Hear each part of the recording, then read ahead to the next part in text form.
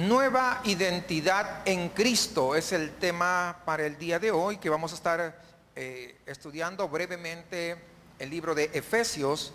En el capítulo 1, versículo 1, empieza: Pablo, apóstol de Jesucristo, por la voluntad de Dios, es decir, no es voluntad de hombres, no, sino voluntad de Dios, a los santos y fieles en Cristo Jesús que están en Éfeso.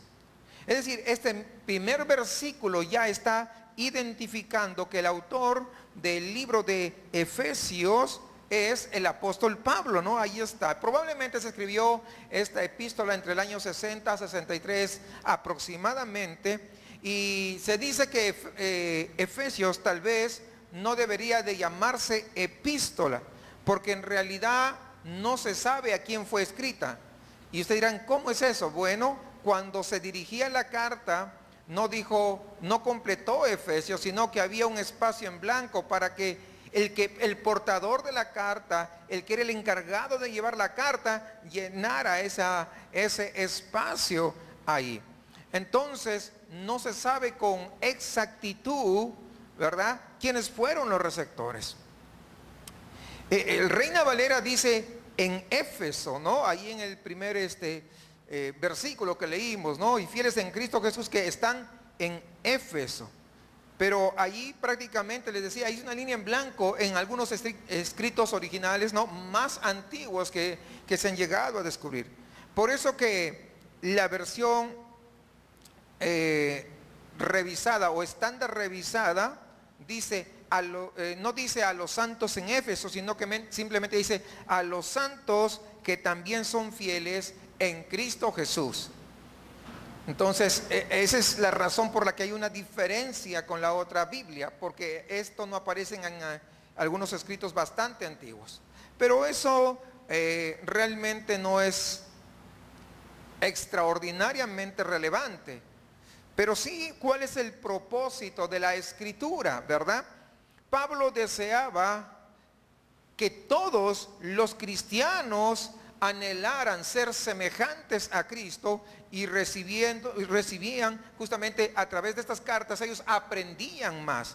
El libro de Éfeso describe sobre la disciplina necesaria para convertirse en verdaderos hijos de Dios, para convertirse en verdaderos cristianos.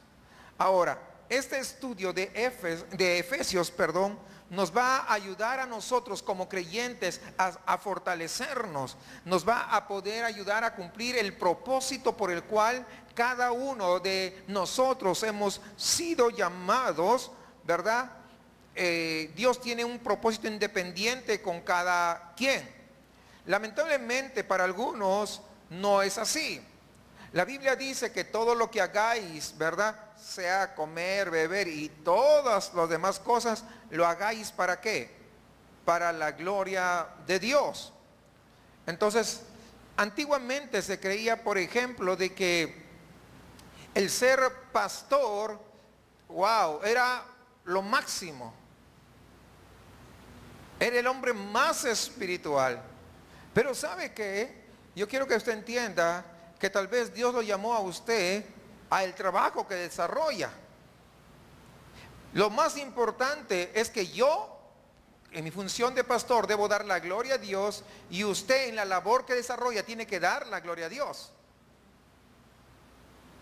Porque algunos esperan todavía llegar a ser pastores, tal vez nunca Dios los llame a ser pastores, y recién glorificar a Dios, cosa que no es así. Significa que usted tiene que ser un hombre, una mujer íntegro, ¿verdad?, para poder glorificar a Dios. No simplemente querer ser pastor. Y el pastor está en la obligación. Bueno, el pastor tiene que ser ejemplo de la congregación, definitivamente. Alguien dijo que así como es el pastor, son las ovejitas. Eso no significa de que usted, si usted trabaja en algo, usted allí tiene que glorificar a Dios. Tal vez ese sea el llamado de Dios para usted, porque es a través de ese llamado en el cual usted glorifica a Dios, es que otros van a ver el testimonio suyo, y a través de eso van a venir a la iglesia del Señor. Entonces tendrías que preguntarte si tu testimonio está hablando o tu testimonio está mudo. Entonces el objetivo de esta epístola es confirmar y equiparar cómo luce una iglesia madura. Aquí se presenta una perspectiva de mucho balance, de equilibrio del cuerpo de Cristo y su importancia dentro de la economía de Dios, todo como Él lo ha presupuestado. Así que Efesios es realmente una epístola. A mí me encanta Efesios. A mí me maravilla esta epístola de Efesios. Yo la he estudiado ya no sé cuántas veces, ya perdí la cuenta yo creo, pero a mí de verdad es extraordinaria. Son apenas 6 capítulos, pero en 6 capítulos tiene una claridad, tiene una precisión, ¿verdad? En cuanto a diversos temas teológicos. No es un solo tema, son varios, ¿no? Así que todos haríamos bien en poder estudiar de manera detallada, aunque nosotros ya hemos hecho un estudio de Efesios, pero de forma particular. Esto Efesios lo puede entender una persona sencilla, una persona que no tiene estudios teológicos, pero también, porque es sencilla, vamos a decir en cierta manera, pero también es profunda, ¿no? Que hasta los cristianos más maduros a veces pareciera que no logran desentrañar lo que hay ahí. Y este libro comienza pues enseñándonos, ¿verdad?, que la teología debería incorporarse en la vida diaria. ¿Cómo es esto? El evangelio debería incorporarse en la vida diaria. Por ejemplo, dice: maridos, amad a vuestras mujeres, ¿verdad? Es lo que dice Pablo. Y como Pablo, así como Cristo amó a la iglesia. ¿Ven la teología ahí? ¿Ven ustedes lo que Dios está hablando? Y esa es la manera. Esa es la forma como el Señor nos está enseñando aquí. La teología tiene que combinarse con la alabanza, tiene que combinarse con la adoración, ¿verdad? Entonces, es muy importante. Esta epístola resume, vamos a decir, lo que significa ser un cristiano genuino, más que cualquier otro libro. Si usted quiere saber si verdaderamente es un cristiano, pues aquí nos ayuda grandemente. ¿Por qué? Porque clarifica de alguna manera la fe, la esencia de ser cristiano, y explora básicamente cuál es esa dinámica personal con Cristo, y además que expone el plan general de Dios para la iglesia y cuáles son sus implicancias de vivir o no vivir como cristiano. Porque usted sabe que todo tiene implicancias. Lo que uno hace o deja de hacer trae sus consecuencias. La mitad de esta epístola describe nuestra posición en Cristo y el recordatorio de cómo ella va a afectar a nosotros, va a afectar nuestra condición. Primero, como seguidores de Cristo, debemos entender en primer lugar, debemos no solamente recordar, sino guardarlo en el corazón, quiénes somos nosotros delante de Dios, o cuál es la posición que Dios nos ha dado a cada uno de nosotros. Es decir, que deberíamos estar bien cimentados en el conocimiento de lo que Dios ya hizo por toda la humanidad. Pero además, entendiendo ahora eso, nosotros esos principios y todo lo que ha hecho, entonces nos debe empujar a nosotros casi de manera natural a poder mostrar todo lo que hemos aprendido, todo lo que somos en Cristo, en la vida cotidiana. En la vida cotidiana. Por ejemplo, los que manejan Uber, ¿por qué ellos traen su coche resplandeciente y adentro limpiecito, está perfumado? Y los de Cabify hasta agua te dan. ¿Por qué? Porque hay ciertas normas, ciertas leyes que exigen de que así sea. Y si no está así, ¿qué pasa? Simplemente lo sacan. Nosotros no necesitamos ninguna de esas normas para poder portarnos así. No tiene que haber, mira, si no te portas así, no, es de manera tan natural, porque Él habita dentro de mí, por lo que Él ha hecho dentro de mí, que de manera natural yo doy y gloria y honra a Dios. Sí, comprendemos eso. Por eso que es importante. No tenemos que ser fluctuantes. No. Porque cuando somos fluctuantes nos vamos a dejar de llevar por cualquier doctrina, por cualquier enseñanza, por cualquier religiosidad. Nosotros ya somos libres de la religiosidad. Hemos venido a ser libres en Cristo Jesús. ¿Cuántos son libres? Pero no es para que se hagas lo que se te da la gana, ni yo tampoco. Es para que con esa libertad podamos nosotros vivir como verdaderos cristianos. Básicamente se divide en 3 segmentos principales. Está Efesios, capítulo 1 al 3, nos habla de los principios sobre lo que Dios ha hecho, ¿verdad?, respecto a nosotros. ¿Qué hizo Él a nuestro favor? Luego el capítulo 4 y 5 expone básicamente 4 principios respecto a nuestra presente existencia, cómo vivimos acá en la tierra, cómo debemos vivir. Y el capítulo 6, le dije que era bien corto, ¿verdad? El capítulo 6 presenta principios concernientes a nuestra lucha diaria, mientras que la anterior sección tiene que ver con nuestra vida cotidiana, nada de espiritual, pero la vida cotidiana. Pero en el capítulo 6 habla básicamente de la parte espiritual, de la vida espiritual, de esa lucha espiritual que lo tenemos día a día. Así que es algo extraordinario. Ahora, fíjense ustedes, nosotros habíamos estado explicando el otro día de que hay una sola gran historia de redención a lo largo de la Biblia. Y que tendríamos que nosotros entender el Antiguo Testamento para comprender el Nuevo Testamento de la manera apropiada. ¿Cómo se relaciona en este caso el libro de Efesios con el Antiguo Testamento? Bueno, se relaciona de que hay un concepto que no estaba en el Antiguo Testamento, pero que nace o que surge y se muestra en el Nuevo Testamento. Efesios capítulo 5, versículo 32, ¿verdad? Donde habla del cuerpo de Cristo. Dice, grande es este misterio, mas yo digo esto respecto de Cristo y de la iglesia. Un misterio es algo oculto, desconocido, ¿verdad?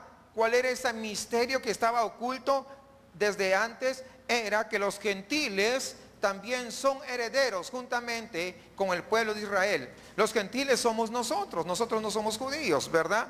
Entonces, y todos unidos como miembros de un solo cuerpo y conjuntamente compartimos, ¿qué cosa compartimos? La promesa de Jesucristo que está en Efesios 3:6. Ahí está.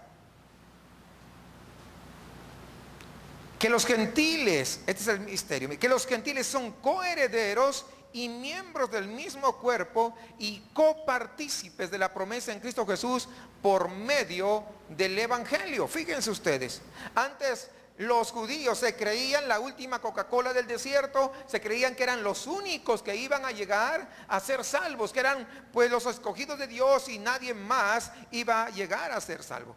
Este era un misterio totalmente escondido, ¿verdad? De los santos del Antiguo Testamento.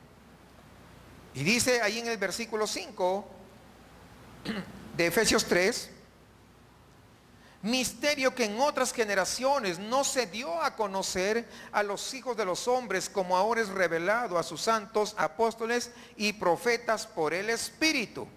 Versículo 9, ahí mismo dice, y de aclarar a todos cuál sea la dispensación del misterio escondido desde los siglos en Dios que creó todas las cosas.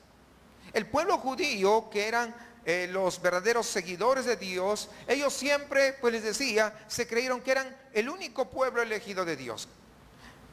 Bueno, tienen razón de alguna manera el poder haberse ellos creído que eran así. Deuteronomio capítulo 7, versículo 6, justamente habla de esto. Porque tú eres pueblo santo para Jehová tu Dios. Jehová tu Dios te ha escogido para hacerle un pueblo especial más que todos los pueblos que están sobre la tierra.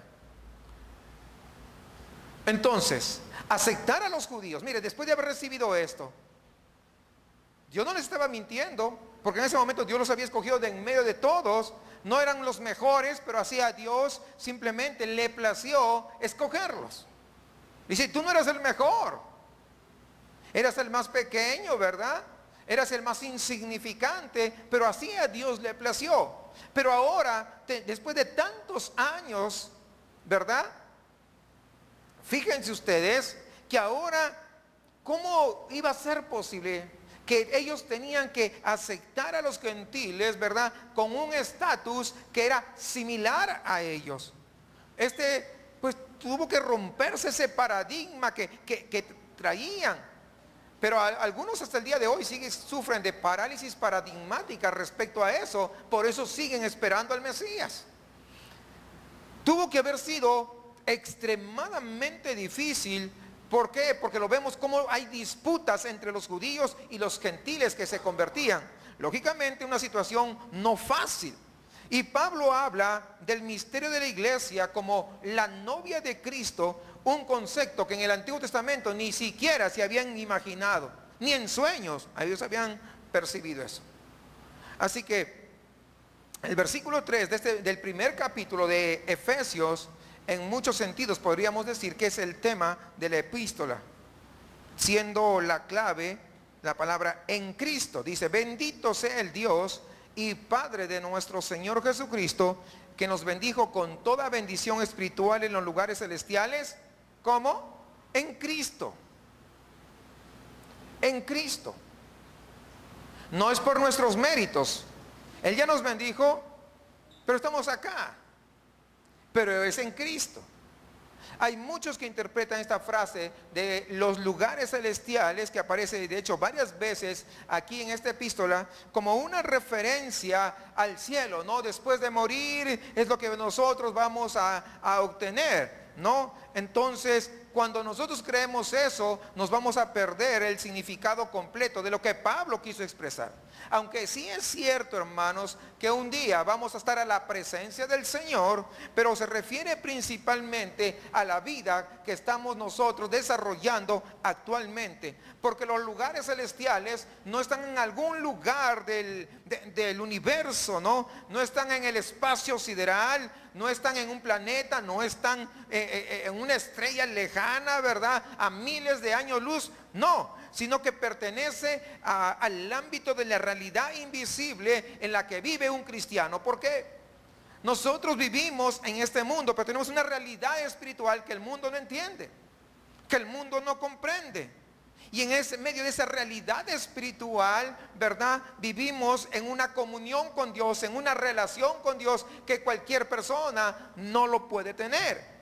Entonces, hay una realidad espiritual aún más fuerte de lo que los ojos pueden verlos. Y también no solamente se habla de la comunión con Dios, sino también podemos hablar de ese conflicto con el enemigo de nuestras almas, que a cada rato está una y otra vez insistente, una y otra vez. Los lugares celestiales entonces son el lugar que ocupa el poder de la gloria de Cristo en nosotros. No vamos a esperar, ahora tenemos que comenzar a disfrutar de todo ello, pero solamente lo vamos a hacer como en Cristo. Así solo no, es imposible, se va a lograr en Cristo. En el capítulo 2, versículo 8 al 10 dice, porque por gracia sois salvos. Esto es algo tan extraordinario, hermanos. Por gracia sois salvos, ¿por medio de qué? Bueno, por medio de la fe. Y Pablo dice, y esto no es de vosotros, ¿ah? Por si acaso, que nadie diga, mire, yo tuve tanta fe y esto, no, y esto no es de vosotros, pues es don de Dios, no por obras, para que nadie se gloríe, porque somos hechura suya, creados en Cristo Jesús para buenas obras, las cuales Dios preparó de antemano para que anduviésemos en ellas. Nosotros hemos sido creados para buenas obras. Yo pregunto, antes que usted venga a Cristo, ¿las obras que usted hacía normalmente eran buenas?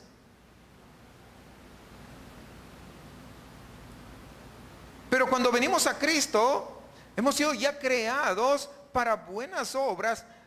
¿Sabe qué? Las cuales Dios preparó de antemano, con anticipación, para que nosotros las hiciésemos. De tal manera que, por ejemplo, ahora que tú estás en Cristo, ¿verdad? Y va una persona y te dice, ¿sabe qué? Necesito que me ayude porque estoy sin trabajo. Tal vez eso Dios lo preparó allí. Y usted diga, no tengo nada. Y lo echa. Entonces, en lugar de hacer la buena obra que Dios le está poniendo, usted está desaprovechando. Tal vez hay una situación entre dos personas y Dios permite que usted esté allí para poder entrar a que haya paz como pacificador. Y usted dice, pues a mí qué me importa que se agarren de las greñas. Cuando es una obra que usted muy bien pudo hacerlo porque conoce a Cristo y usted está dejando pasar del lado esa oportunidad que Dios ha preparado para usted. Aquí vivimos en el cerro y a veces las personas, ¿verdad? Las amas de casa bajan del camión con sus bolsas ahí cargadas. Y usted pasa por ahí como si nada y se sube. Cuando de repente es Dios quien le dio la oportunidad de decirle, señora, ¿le puedo ayudar? Yo se lo llevo hasta su casa. No, se porta como los mundanos. Entonces, ¿dónde está tu luz que debes alumbrar las tinieblas? ¿Sí vamos entendiendo?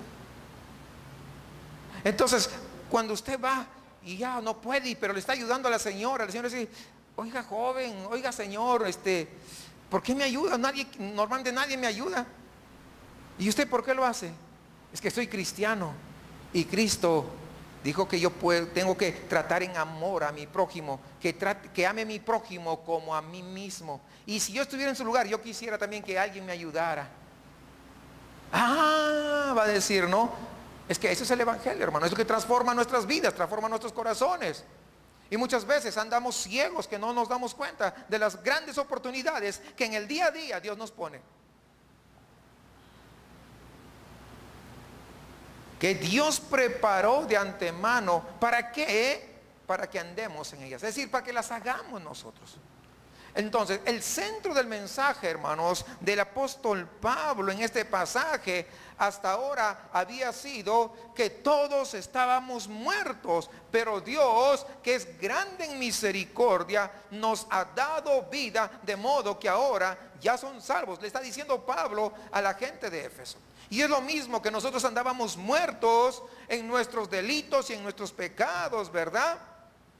Mas Dios, que tuvo grande misericordia, nos dio la oportunidad de poder ser interceptados por su gracia, ser interceptados por su amor, por su misericordia y llegar a ser salvos. ¿Con qué propósito hizo esto? Para mostrar su gracia, para mostrar su benevolencia. Y ahora pues reitera que la gracia de Dios es la base de la salvación, no nuestras obras.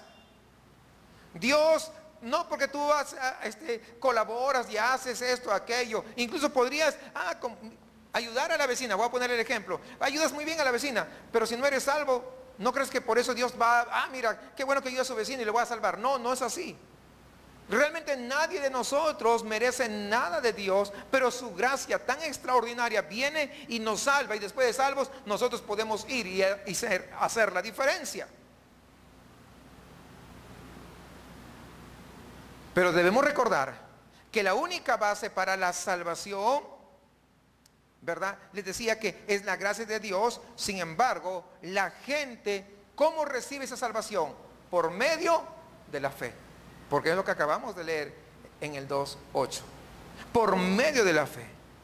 Pablo se refiere a continuación a la iglesia como un templo. Versículos 21 y 22.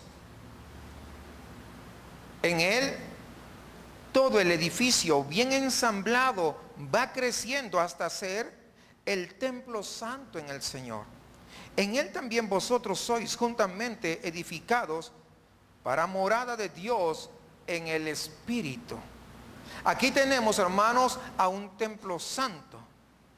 Y una cosa tan extraordinaria, tan impresionante, ¿sabe cuál es? Que hasta el día de hoy está sucediendo. Y es que en este mundo el edificio de Dios todavía sigue creciendo. Y ha seguido creciendo a lo largo de todos los siglos desde la fundación del mundo. Cuando todo lo que hay acá pase, cuando los grandes edificios pasen, cuando el puente atirantado pase, ¿verdad? Cuando todas las cosas se conviertan en inservibles, se conviertan en polvo, cuando todas las organizaciones, instituciones que nosotros creamos hayan quedado en el olvido, el templo de Dios continúa edificándose. Los grandes imperios fueron destruidos. ¿Dónde está el imperio griego? Así fue destruido. ¿Dónde está Egipto?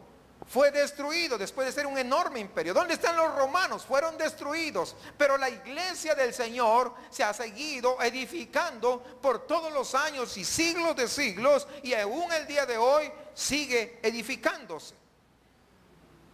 Sigue edificándose. Es lo que está dando a entender este pasaje, que nadie va a destruir ese gran edificio. ¿Y sabe cómo lo está edificando? Lo está edificando con bloques humanos, que son usted y yo. Porque usted y yo somos ese gran edificio, somos la iglesia del Señor. Dándonos formas, creando los bordes, lijándonos, preparándonos, ¿verdad? Tal y como Él desea, poniendo a seres humanos imperfectos, pero para lograr un edificio perfecto donde Él quiere que nosotros estemos. Ese es nuestro Dios. Si seguimos avanzando en el tercer capítulo, vamos a aprender que la iglesia era un misterio, un secreto sagrado. Vamos a leer el capítulo 3, versículo 8 al 10. A mí, que soy menos que el menor de todos los santos, me ha sido conferida esta gracia de anunciar entre los gentiles el evangelio de las inescrutables riquezas de Cristo, y para aclamar a todos cuál es la administración del misterio que desde la eternidad había estado escondido en Dios, quien creó todas las cosas. Todo esto es para que ahora sea dada a conocer por medio de la iglesia la multiforme sabiduría de Dios a los principados y las autoridades en los lugares celestiales.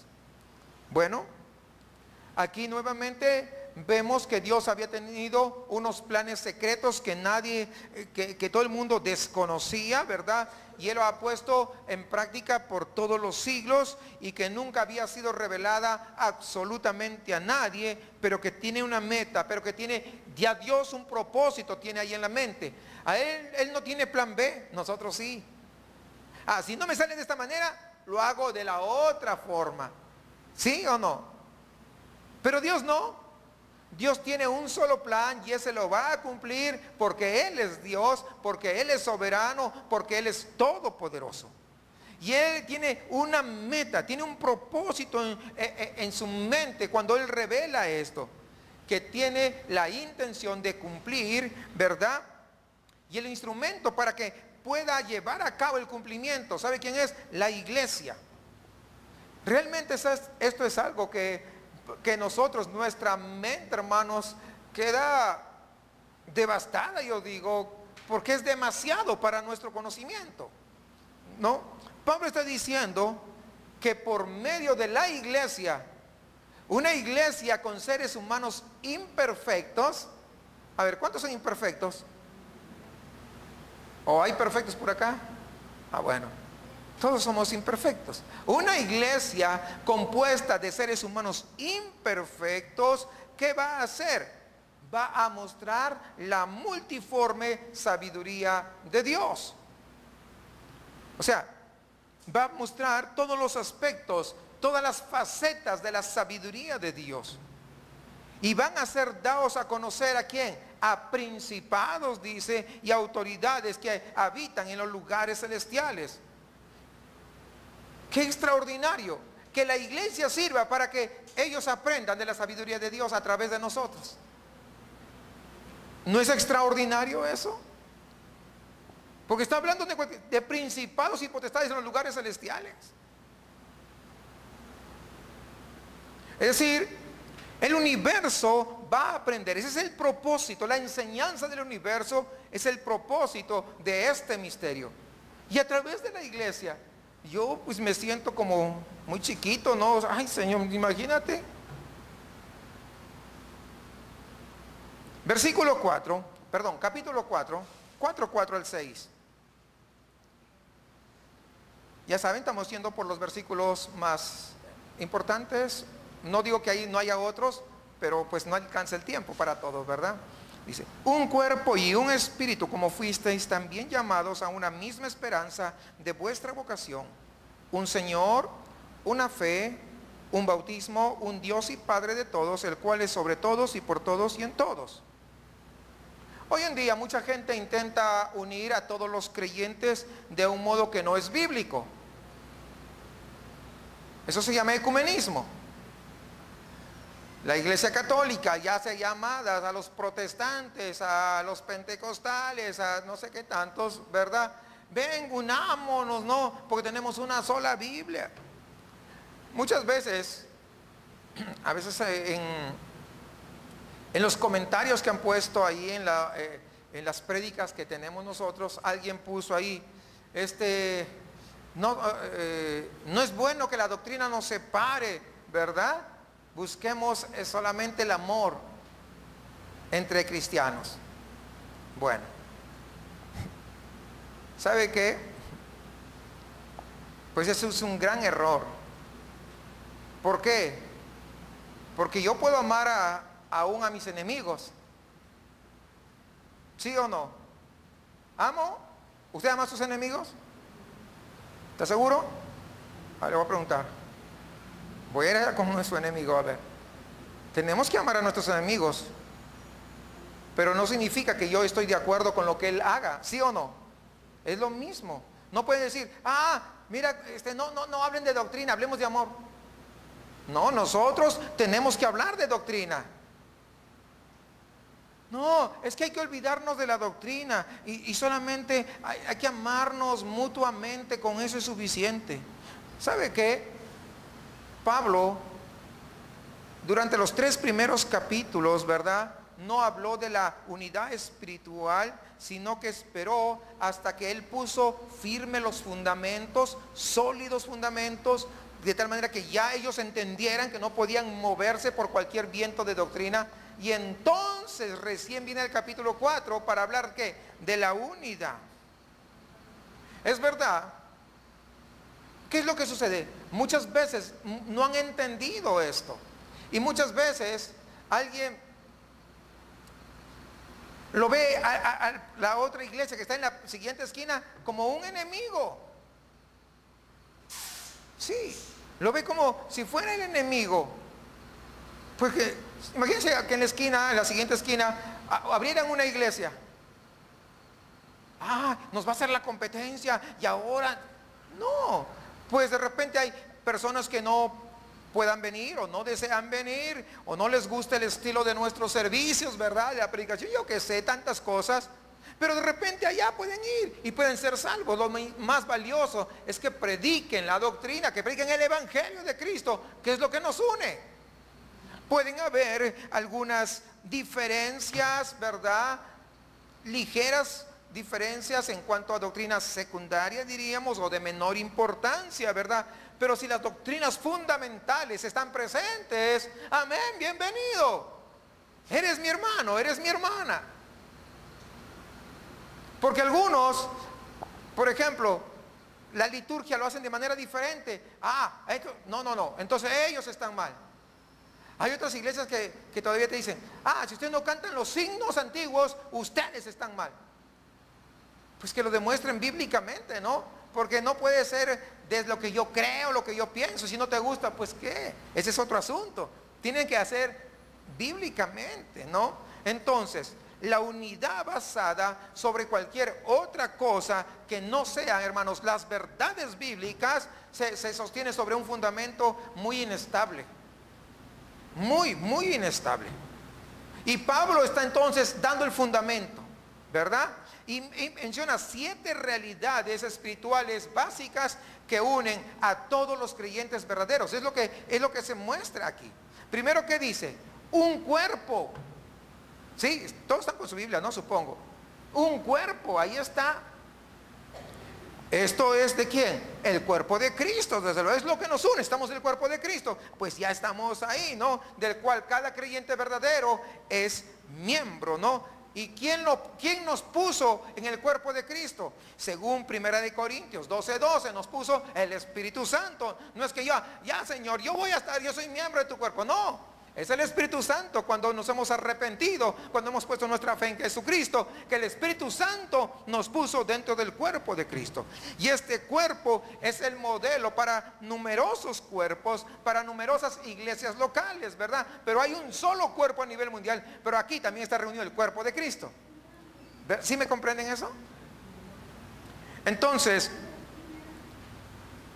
¿qué más dice? Un espíritu. Fíjense, son 7 características que unen a todo el cuerpo. El mismo espíritu, ¿qué? ¿De qué espíritu está hablando? Pues del Espíritu Santo, ¿no? Aquel que habita, ¿en dónde? En el corazón, ¿verdad? De cada uno de los creyentes, de los que son salvos. De tal manera que si el Espíritu Santo habita en tu corazón genuinamente, ¿verdad? Y eso se muestra a través de los frutos, del fruto del Espíritu. Entonces, aunque tú no pertenezcas a mi iglesia, tú eres mi hermano en Cristo. Sí, entendemos. Pero fíjese, vamos a ver, cuerpo, espíritu. Ahora, aquí en Efesios hay por lo menos una docena de referencias al Espíritu Santo. ¿Por qué? Porque el Espíritu Santo es de suma importancia para el vivir la vida cristiana. Luego, ¿qué más tienen de común los que vamos a estar unidos? Una misma esperanza, dice, de vuestra vocación. Esto se refiere, ¿cuál es nuestra esperanza? El retorno de Cristo, exactamente, ¿verdad? Para llevar a su iglesia que esté con Él. Y es el Espíritu Santo que vive en nosotros el que nos da seguridad de esta extraordinaria promesa. ¿Qué más dice? Versículo siguiente, un Señor. Y desde luego, cuando habla de un Señor, se refiere a quién? A nuestro Señor Jesucristo, quien murió por nosotros, quien vive por nosotros, y un día, no muy lejano, Él viene por su iglesia. Él viene por nosotros. Ahora, recuerde que se estaba dirigiendo a la iglesia de Éfeso. Y en Éfeso era una idolatría todo lo que da. Ahí estaba Artemisa de Éfeso. Ahí estaba, esta era la reina, ella la señora le decían. Pero que un gentil que se había convertido, ¿verdad?, al Señor, confesara que Jesús es el único Señor, porque es la idea que da. De hecho, en la Biblia de las Américas dice un solo Señor, ¿verdad? Cosa que en Reina Valera no está.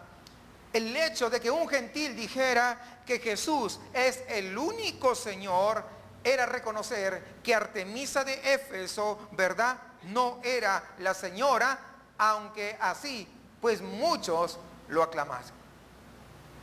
Por otro lado, es difícil creer que dos creyentes obedezcan al mismo Señor, sin embargo, no sean capaces de andar en unidad. Es como algo ilógico. Si ambos servimos al mismo Señor, si ambos obedecemos al mismo Señor, si ambos creemos en el mismo Señor, si ambos nos hemos sido salvos por el mismo Señor, ¿debemos o no debemos caminar en unidad? En una oportunidad alguien le preguntó a Gandhi, el que era el líder espiritual de la India. Le dijeron, ¿cuál es el mayor obstáculo, verdad, al cristianismo en la India? Y Gandhi le respondió, los mismos cristianos. Fíjense ustedes. ¿Saben por qué? Porque no eran capaces de caminar en unidad. Aún los mismos cristianos no eran capaces. Hermano, reconocer el señorío de Cristo es un paso significativo hacia la unidad espiritual de su pueblo. Si andamos en unidad, significa que somos un solo cuerpo y yo me preocupo por ti como mi hermano o como mi hermana. No me hago el oxiso. Me preocupo por ti. Me preocupo por tu situación. Me preocupo por cómo estás. Me preocupo que no te desanimes, que sigas adelante. Si no vienes un día, ¿qué hago? Te llamo tal vez por teléfono. Estoy al pendiente.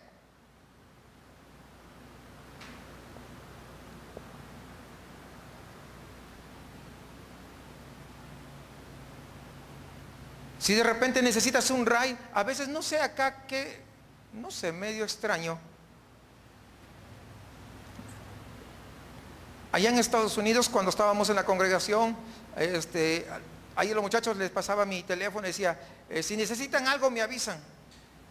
O si quieren ir al súper, no, pues no traían carro, ¿verdad? No traían coche. Y decía, me avisan. Y me llamaban. Y yo iba con... Y para ellos era como medio raro. O de repente llegaba un familiar hacia el aeropuerto. Mire, va a llegar un familiar al aeropuerto. Vamos, nos íbamos para allá y regresábamos. Y de lo más tranquilo. ¿Y cuánto es? No, nada. Se quedaban asombrados. ¿Sabe por qué? Porque no hemos entendido esto. Lo que significa la unidad. Pero por otro lado, hay personas que quieren recibir y hasta se hacen las víctimas para poder, no, como para recibir. Pero y cuando tienen, no son capaces de dar. Eso no es unidad. La unidad, yo doy sin esperar a cambio, desde luego. Pero también me intereso por la otra persona, ¿verdad? Ese es andar en unidad. Si Cristo es nuestro Señor, pues el paso siguiente es que tenemos que andar ¿cómo? En unidad. De eso es lo que está hablando. ¿Qué más? No solamente un Señor, sino también una fe.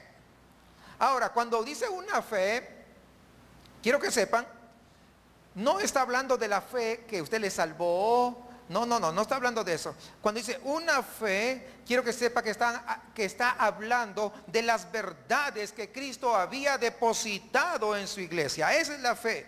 Judas, ahí en el versículo 3, lo llama la fe que ha sido una vez dada a los santos.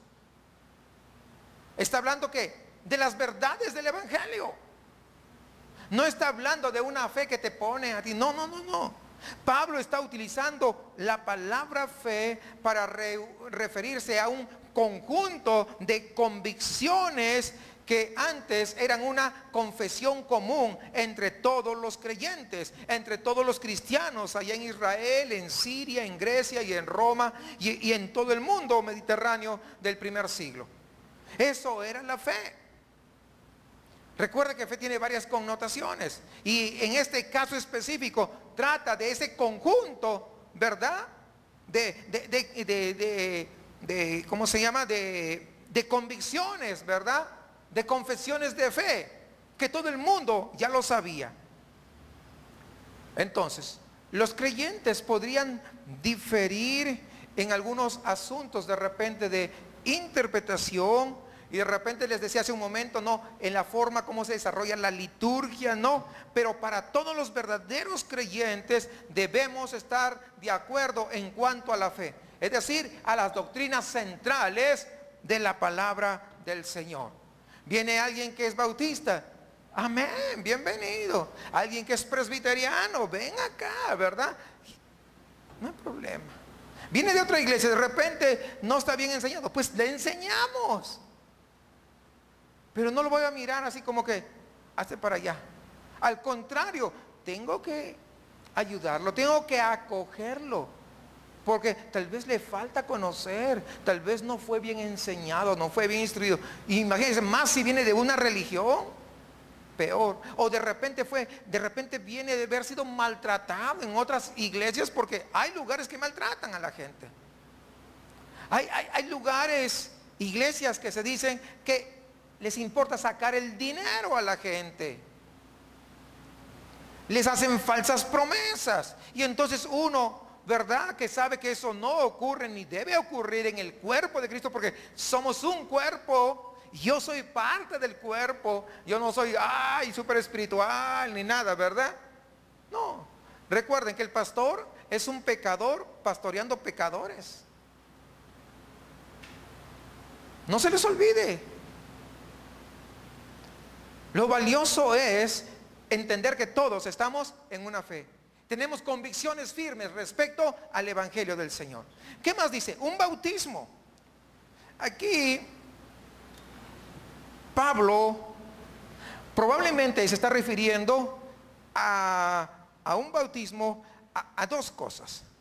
Primero se refiere al rito, a la obra que uno hace de bautizarse, pero también se refiere a sí mismo a lo que este acto simboliza. ¿Qué simboliza? Simboliza el acto de que el Espíritu Santo ha puesto, ¿dónde?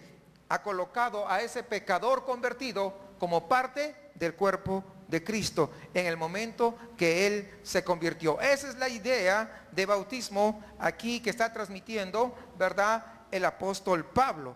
¿Qué más dice? Un Dios y un Padre. A Pablo, no sé si ustedes se dan cuenta, pero le gusta enfatizar que Dios es Padre. ¿Y por qué es importante esto? Porque creo que todos nos sentimos seguros con nuestro Padre. Cuando estábamos pequeños, nuestro Padre era nuestro héroe. Hay algunos héroes más, pero en general, el Padre es la figura que Dios ha puesto para ser el ejemplo, ¿no? Entonces, y Pablo dice, Él es nuestro Padre. Y aquí es evidente la maravillosa unidad de los creyentes en la familia de Dios, porque Dios dice, está sobre todos, actúa en todos y a través de todos. Un Dios y Padre, ¿de quién? De todos. Y si tenemos un solo Padre, somos entonces una gran familia. ¿Sí entendemos? Somos una gran familia. Somos hijos de la misma familia que amamos y servimos al mismo Padre. Así que tenemos que ser capaces de andar en unidad. A eso es lo que somos llamados. La oración que Jesús enseñó, ¿recuerdan cómo empieza? Padre nuestro, no dice Padre mío, Padre nuestro. Está involucrándose. Hermanos, Pablo se preocupa de que los creyentes no vayan a romper esa unidad del Espíritu al aceptar falsas doctrinas, falsas enseñanzas, ¿verdad? Porque la falsedad abundaba en esos tiempos y aún el día de hoy sigue abundando. Y entonces él hace una advertencia bastante seria. La iglesia no puede creer en la paz a cualquier precio, porque la sabiduría de Dios es primeramente pura y después pacífica.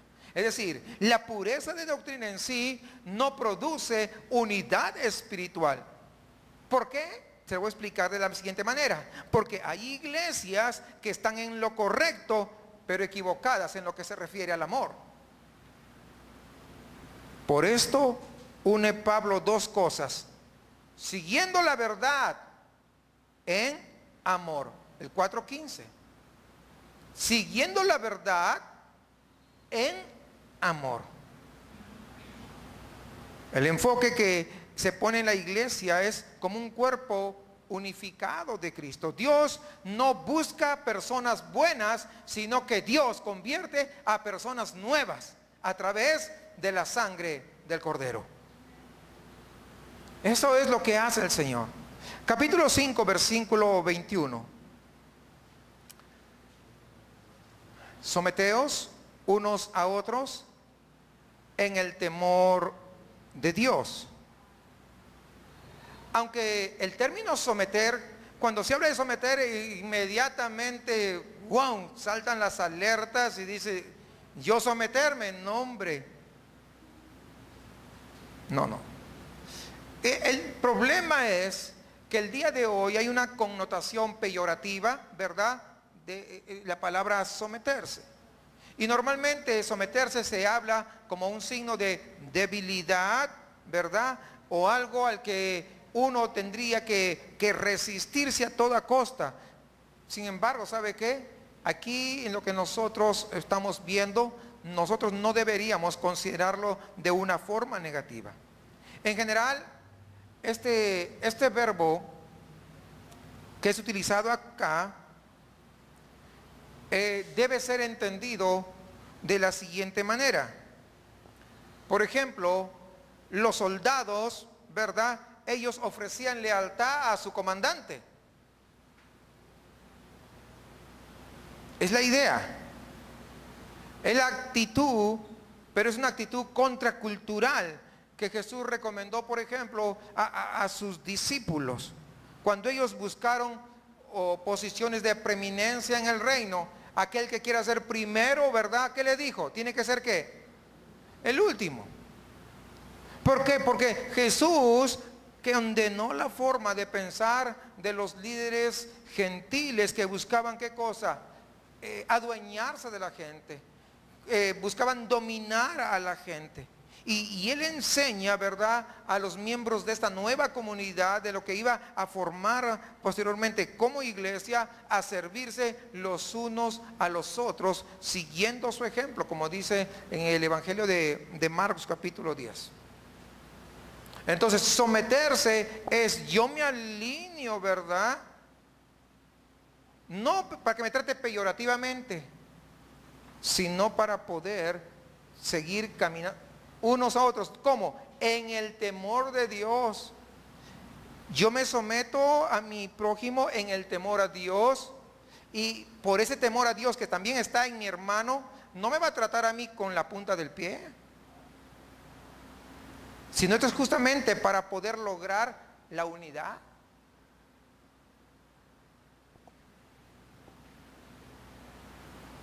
Fíjense, vamos a ver, supongamos que acá hay unos bloques. Este bloque está encima de otro. Pero ¿por qué está encima? Si lo sacamos este bloque, podría venirse todo lo de arriba. Tiene que alguien estar ahí. Entonces, vamos a decir que este ladrillo, este bloque se sometió. Pero encima tiene otro, y encima tiene otro, y así. Igual, el edificio, tenemos que someternos de tal manera que se va edificando, edificando, edificando. ¿Sí? ¿Entendemos? Más o menos es la idea. Vamos al capítulo 6, perdón. 10, dije, ¿de dónde sacamos 10? Si solamente tiene 6, ya les había dicho, ¿verdad? Capítulo 6, versículo 10. Por lo demás, hermanos míos, fortaleceos en el Señor y en el poder de su fuerza. Vestíos de toda la armadura de Dios para que podáis estar firmes contra las acechanzas del diablo. Esto significa robustecerse en Cristo. Toma la energía de Él. Es decir, que el creyente, que el cristiano debe hacerse fuerte en Cristo, porque dijo el Señor, apartaos de mí, nada podéis hacer. Es decir, la fuente de nuestro poder es el Señor mismo. Por eso de Él vamos a tomar, para estar preparados para este combate, ¿verdad?, contra Satanás. Los cristianos tienen que escudarse en el Señor, saber que Él es su roca fuerte, su alto refugio, y depender de Él como única fuente de su fuerza. Por otro lado, debe recordar, usted no solo está peleando. Hay otros creyentes. Si usted es de la familia, no se va a sentir solo. Ay, es que me siento bien solo, es que en este problema, es que usted no se ha integrado a la familia. Porque si usted es parte de la familia, otro va a orar por usted, otro le va a apoyar, otro va a estar al tanto de usted. Pues, ¿se da cuenta de la importancia de trabajar todos en unidad? Y ya no, es que me da vergüenza pedir que oren por mí. Es que todavía no se siente de la familia, ¿verdad? Y que tenemos que entender.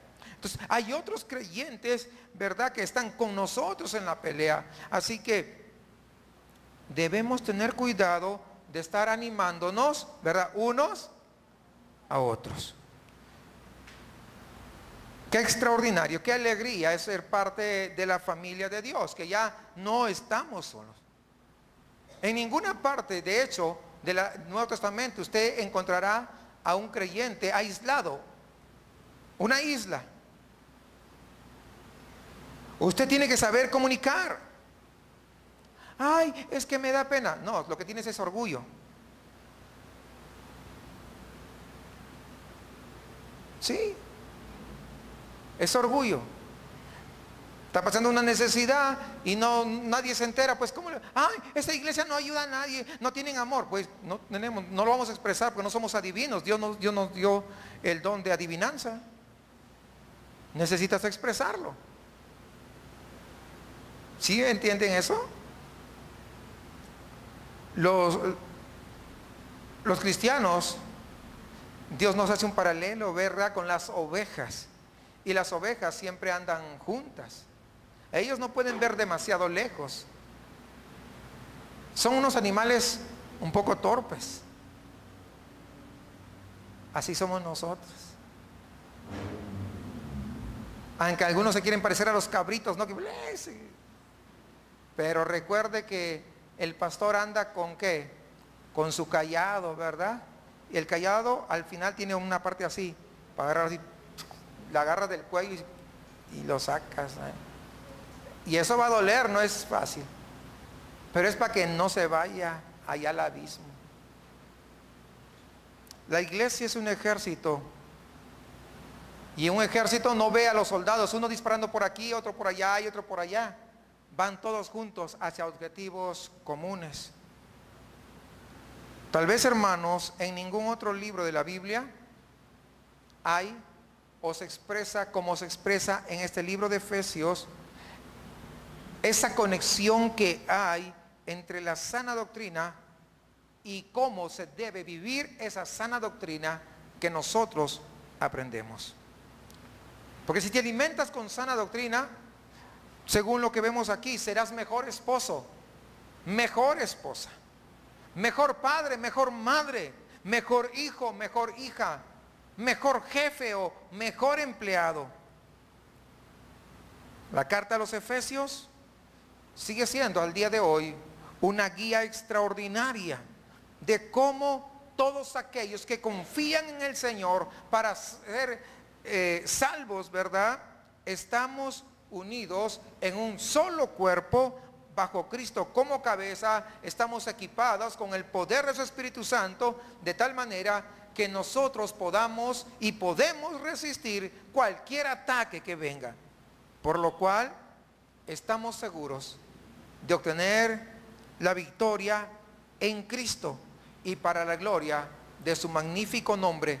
Y esto solamente es posible porque tú y yo tenemos una nueva identidad en Cristo Jesús. Quiero ir a los dos últimos versículos, 23 y 24 del capítulo 6.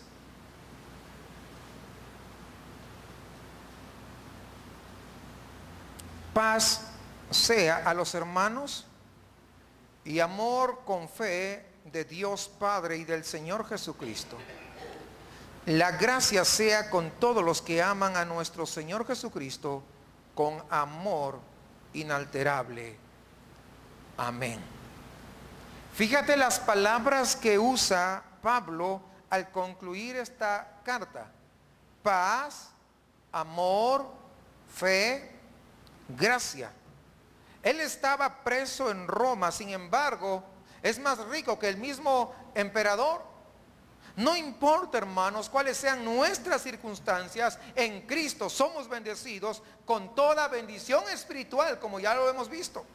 Y esta epístola es parte esencial de toda la historia bíblica, por lo cual nosotros podemos estar seguros en las promesas que el Señor nos hace a través de su palabra.